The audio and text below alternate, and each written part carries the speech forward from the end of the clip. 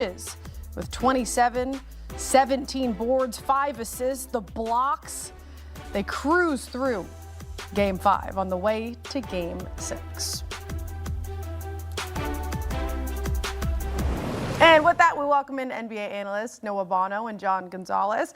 Noah, you said the Spurs were going to have extra motivation from the pressure of not wanting to face an elimination game on the road. You also said we get an all-timer from Wemby. Spot on, my friend. They showed up with urgency from tip-off. What did they prove to you tonight? They proved that they're ready for the moment. I think like when you win a game like this, you kind of solidify yourselves as like taking the next step. Now they haven't won the series yet, but honestly, to me, the first 6 minutes of the game told me everything I needed to know. Wemby didn't have a chance to have that comeback game after his big Game 3, after getting suspended in Game 4. He had 16 points in the first 6 minutes tonight in the first quarter.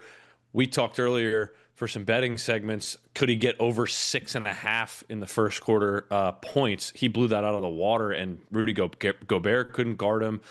Seeing him run the floor in transition and just like a gazelle, a giraffe, I don't know what to compare him to, just seeing him streamline it down the middle of the floor, and he either wants to dunk your face off or he's throwing it out over the top of two guys. Like, he is the leader, and I think the emotional maturity and awareness of the moment, everybody feeds off his identity. And this is a young group with no playoff experience for the most part that looks like they have playoff experience. And I think you got to credit Victor Wembanyama, Mitch Johnson, the guys running the ship right now, and everybody else. De'Aaron Fox stepped up in a big way tonight. I've been hard on him all series for him to just be himself. But the decisiveness from all these guys, starting with Wemby, was phenomenal.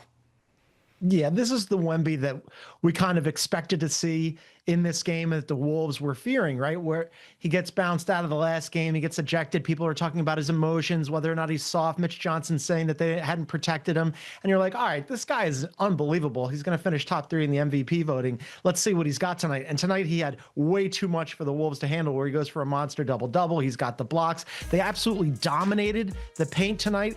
No small part due to Wemby. And Noah's right. The rest of the guys sort of feed off of that, right? Fox looked better tonight. Castle was fantastic and efficient. Sometimes that's a little bit of a problem for him. He was playing great defense as well. You got Keldon Johnson, 6th man of the year, scoring big off the bench. Dylan Harper, when we're talking about some of these guys not having playoff experience and playing well beyond the years, let's go to Dylan Harper. He looked great tonight too. And if you're the Wolves, man, I mean, like, you get, 39 minutes out of Ant, and you're thinking, okay, that's great, right? Except for Ant looks sort of limited. He was talking about how he's only at 60%, and the Spurs just absolutely overwhelmed them. And yes, it's going back to Minnesota for Game 6, and if you're the Wolves, you're thinking, okay, maybe that'll help us, but I don't know. I'm looking at the wins that the Spurs have had in this series, and they have 2 blowout wins, including tonight, and 1 win that was really comfortable, and the 2 wins for the Wolves were both squeakers. Like, they had to just eke them out. So right now, full advantage to the Spurs.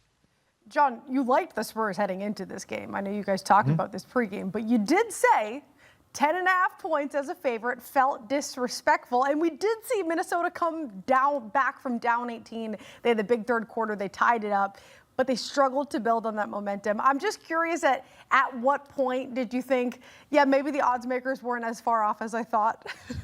Yeah, pretty early on, right? I mean, it never really felt like the Wolves were going to climb back into this thing. And it would probably be different if you had, fully healthy Anthony Edwards, right? Or at least it would be a little bit more competitive, because as I mentioned, in the 2 wins that the Wolves had, they really kind of had to steal those games. They won Game 1 by 2 points. They won Game 4 by 5 points. And we're talking about being disrespectful to the Wolves because they have made it to back-to-back Western Conference Finals. That's not nothing, right? Anthony Edwards is one of the best players in the world. He's a really good player, and that team is pretty good. Yes, they lost Dante DiVincenzo, but they still have Jaden McDaniels, Julius Randle. Ayo Dosunmu was really good tonight, and none of it mattered because they had no answer for Wemby, and then beyond that, the rest of the Spurs were just so much better. So it's not about so much being disrespectful to the Wolves as saying, hey, man, the Spurs, they were so good all season. Now they're really good in the postseason.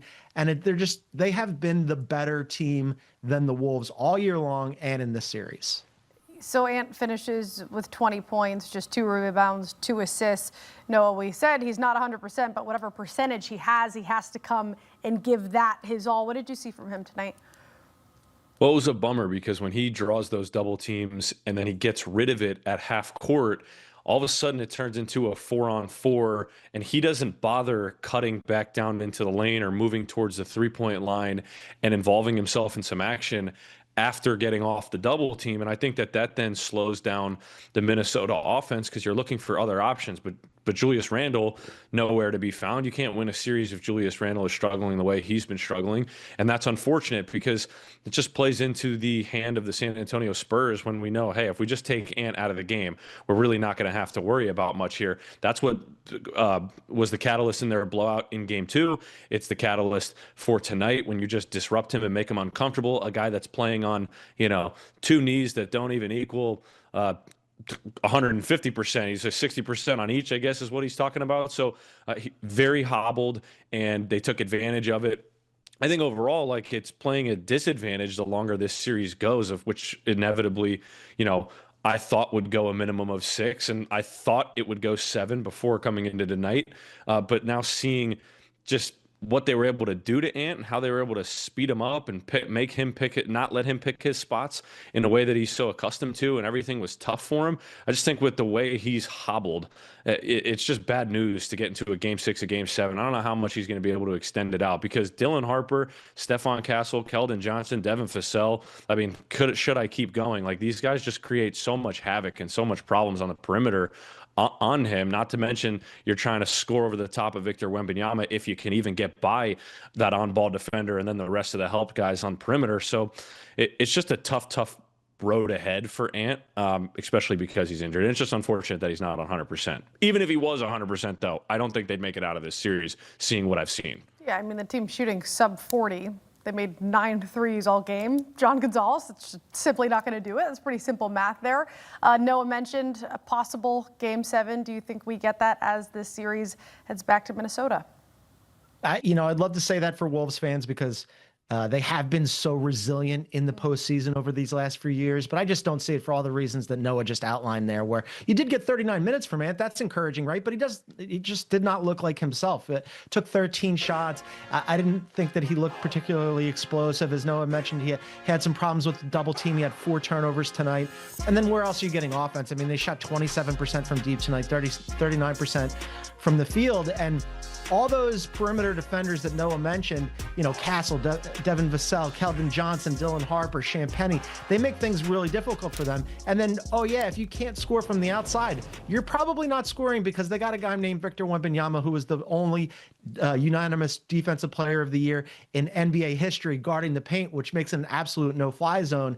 And just to see what the Spurs are doing here, they're learning in real time how good they can be. Generally, we think, okay, it's one thing to be a good regular season team, but when you have that lack of playoff experience, you have to learn, and it generally takes a couple of years before you advance. Well, the Spurs are way ahead of the curve here, and I would be shocked if this thing goes 7. With the way that they're playing and with the Wolves being hobbled and limited, I think they close it out in Minnesota in 6. I will say we mentioned the shooting percentage from deep and the field goal, but the real number that stands out is the points in the paint, 68 to 36. If you're not, well, they don't have anybody in the paint. I know. That's what I'm saying. Rudy Gobert's not giving you anything. 0 for 4. He's got no interest in all. He's offensively inept. So it's kind of course, the number is going to have this discrepancy. I'm not saying that you were throwing out something obvious. No, I wasn't in the paint. Don't yell at me. It's not my fault. Yeah, don't blame the messenger. Yeah, geez. Yeah, no, it's just so frustrating. Appreciate you guys. It is, and I'm sure T-Wolves fans are frustrated. So let's see, history-wise, when trailing 3-2 in the best of 7. Question mark, of course, for this year, 2024. It was a win. 3 losses, though. So losses outweighing the wins. T-Wolves fans, hold your breath.